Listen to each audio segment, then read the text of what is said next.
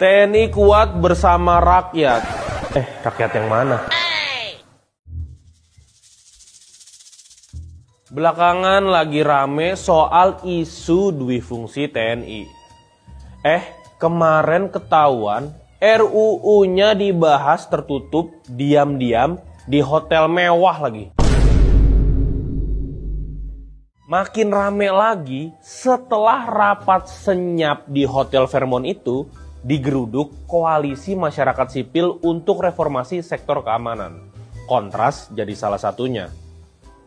Aduh, kalian itu nggak paham. Rapat kemarin itu resmi sesuai konstitusi. Dengerin kata staf sus Kemenhan dong makanya. Kemarin, rapat panja revisi rancangan undang-undang TNI yang merupakan amanat konstitusi diganggu. Kamu jelasin dulu bahwa rapat kemarin itu adalah resmi, konstitusional. Masuknya tentara aktif ke jabatan sipil dinilai mengkhianati reformasi dan menodai prinsip demokrasi. Demokrasi yang efektif bergantung pada kontrol sipil atas peran militer. Prinsip ini menjamin angkatan bersenjata tetap berada di bawah lembaga-lembaga sipil. Mereka nggak boleh ikut campur dalam pembuatan kebijakan atau pemerintahan. Positive thinking.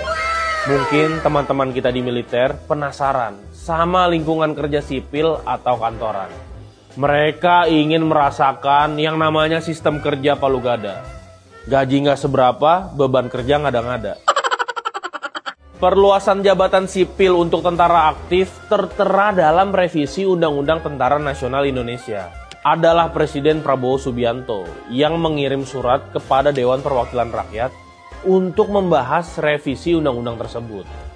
Revisi Undang-Undang TNI juga dinilai merusak sistem meritokrasi.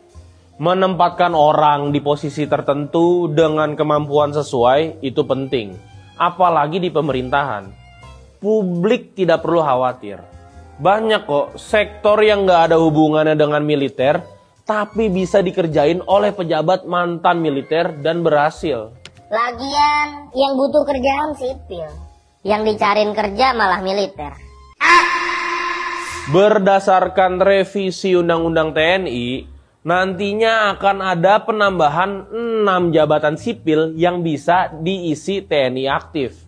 Dari yang sebelumnya ada 10 lembaga kementerian, jadi ada 16. Gimana? Menarik gak? Revisi Undang-Undang TNI juga memperluas operasi militer selain perang.